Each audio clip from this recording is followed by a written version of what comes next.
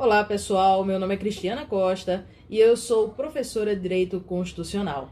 Hoje eu trouxe para vocês um tema muito atual, que tem sido muito debatido na imprensa e tudo que é atual é prestes a cair na prova da OAB. Então, vou falar um pouquinho aqui de algumas imunidades parlamentares. Mais especificamente, a gente vai trabalhar com a imunidade material, chamada de inviolabilidade material. A Constituição Federal diz que os parlamentares, deputados e senadores, eles são invioláveis civil e penalmente por suas palavras, votos e opiniões. Isso é o que está escrito na Constituição Federal, mas não é bem assim que o Supremo Tribunal Federal interpreta. Por quê? Essa inviolabilidade civil e penal sobre palavras, votos e opiniões significa dizer que os parlamentares não podem ser processados na esfera penal, nem na esfera civil, por um eventual, por exemplo, dano moral ou dano material, por suas palavras, votos e opiniões, certo? Mas a inviolabilidade material, ela foi criada com o intuito de garantir aos parlamentares a liberdade de expressão para que eles possam defender os projetos de lei em nome do povo.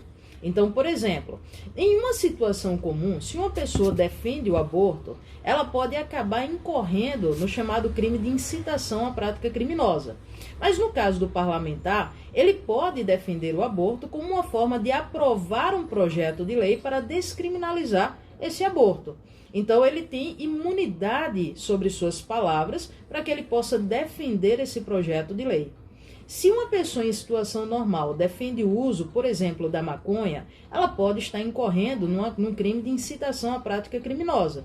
Mas se um parlamentar defende o uso da maconha no sentido de aprovar um projeto de lei que liberalize o uso da maconha, então ele não comete um crime. Então, essa imunidade material, ela foi criada para dar essa liberdade de expressão ao parlamentar.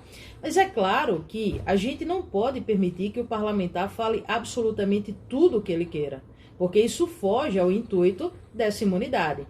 Então, o Supremo restringiu a interpretação, dizendo que essa inviolabilidade civil e penal por palavras, votos e opiniões está restrita às palavras, votos e opiniões que foram proferidas no exercício do mandato ou que tenham relação com o seu mandato. Não precisa necessariamente ser dentro do parlamento, mas tem que ter alguma relação com o exercício do seu mandato. Então, se defendendo um projeto de lei o parlamentar defende, por exemplo, o aborto, ele não responde.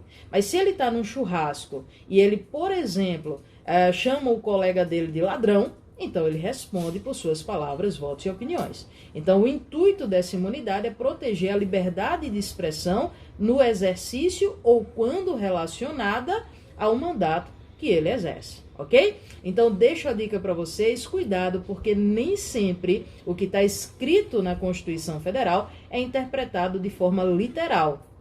Então você que vai fazer uma prova da OAB, você tem que estar principalmente antenado nos posicionamentos do Supremo Tribunal Federal. Espero que tenham gostado da dica de hoje e a gente se encontra numa outra oportunidade. Até lá!